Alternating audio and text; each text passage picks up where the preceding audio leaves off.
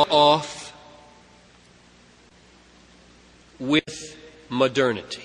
And he grants we're better off with material things, but are we better off in the realm of the Spirit? Here's a quote. The improvement appears in the physical conditions of life, but in the spiritual realm, there is a corresponding loss. The loss is clearest perhaps in the realm of art. Despite the mighty revolution which has been produced in the external condition of life, the railroad, the telegraph, fax machine, computer, and so on.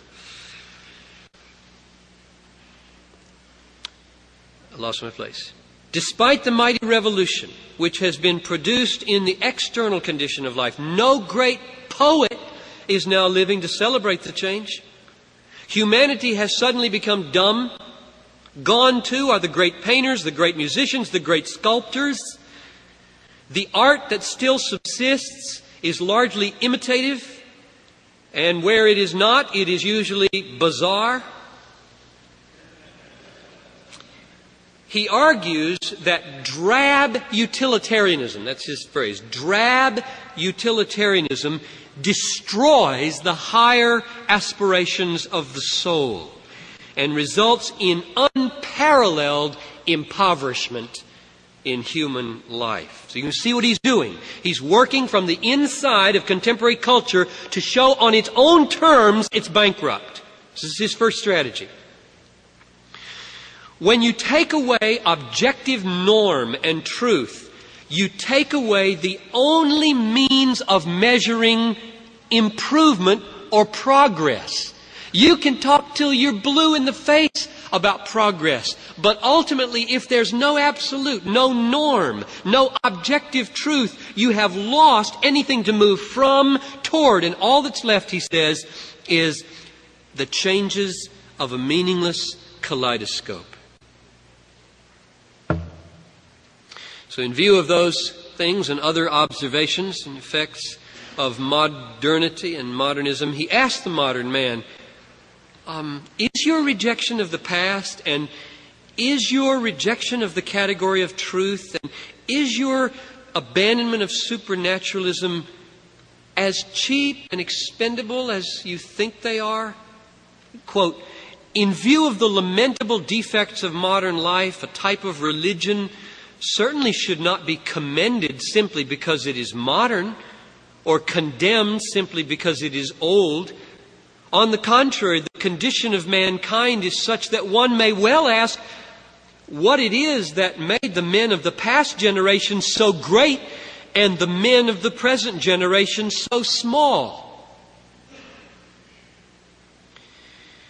And that's the way Machen seeks to understand and critique modernity and modernism from the inside. Questions like that, unfolding its own hollowness.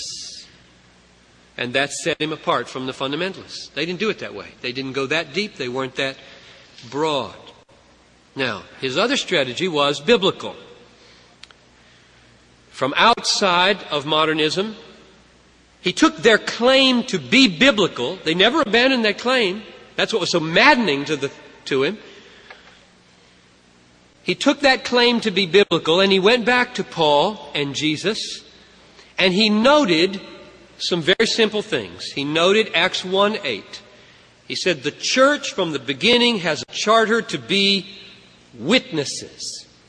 He said witnesses implies events beheld and experienced, and the charter and meaning of Christianity is faithfulness to true events through true witness. And then he said, not only have there been events, but they devoted themselves to the apostles' teaching, which was the interpretation of those events. And then he went to Paul's letters and he pointed out some very interesting things. He said, Paul took truth and doctrine and specificity seriously. For example, he contrasted Philippians and Galatians. And in Philippians, he noted that Paul in prison was incredibly tolerant towards the people who wanted to make his imprisonment miserable by preaching the gospel when he couldn't. And he said, I'm glad it's preached. And in Galatians, when they wanted to preach, he cursed them with an anathema and said that if he or an angel from heaven said what they say, let them be damned. You say, well, is that the Paul of Philippians? I mean, what happened to this tolerance? And Machen points out that the difference is a sentence. They got the gospel right. Rotten attitudes. Rotten attitudes. And they got it right, evidently. The Judaizers in Galatia got one sentence wrong. You can be completed by the works of the flesh. That's all. And he listed off the things. They probably agreed on the Trinity. They probably agreed on the Scriptures. They probably agreed on the atonement. They probably agreed on... He got one sentence wrong, and they are anathema. Now, that does not mean every sentence wrong makes a person anathema. In fact, in the chapter on doctrine in Christianity and liberalism, he lists off all the things he won't fight about. It's an incredible list. He is fighting anti-supernaturalistic modernism that goes right to the core of what it is. And all he's doing then is trying to show them, look, you can't be so indifferentist and latitudinarian about doctrine and still call yourself Pauline. And then he spends time on Jesus doing the same thing. Now, they may not have bought it, but in my judgment, and for many, it was a successful thing. And Walter Lippmann, who reviewed from the outside that book, said, the modernists, he wrote this about 10 years later, the modernists have never answered Christianity and liberalism. What he meant by that was not that they are wrong about denying the resurrection, but that they're wrong about calling themselves Christian. That Machen settled to his satisfaction, that you cannot call yourself a biblical Christian and still deny the importance of doctrine or the fundamentals. Here's another quote. As over against the pragmatist attitude, we believers, Machen said, in historic Christianity, maintain the objectivity of truth. Theology, we hold, is not an attempt to express in merely symbolic terms an inner experience which must be expressed in different terms in subsequent generations, but it is a setting forth of facts upon which experience is based. And so his response to modernism, I think, stands. It is not a kind of Christianity. It is the chief, quote, the chief modern rival of Christianity,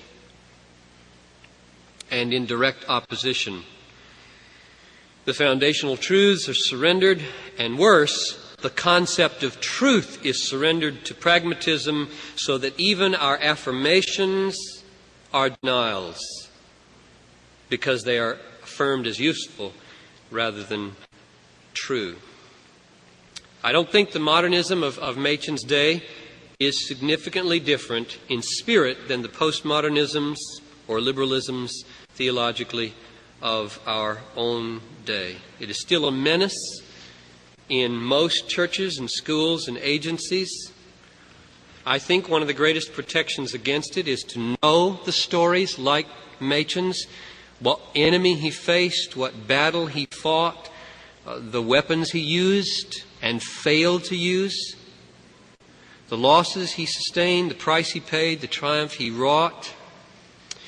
If we know our history, we will be better equipped. Let me just close this part with a quote about hope. What was his hope? That church is still alive. An unbroken spiritual descent connects us with those whom Jesus commissioned. Times have changed in many respects. New problems must be faced and new difficulties overcome, but the same message must still be proclaimed to a lost world. Today we have need of all our faith. Unbelief and error have perplexed us sore. Strife and hatred have set the world aflame. There is only one hope, but that hope is sure. God has never deserted His church. His promise never fails. Now, I'm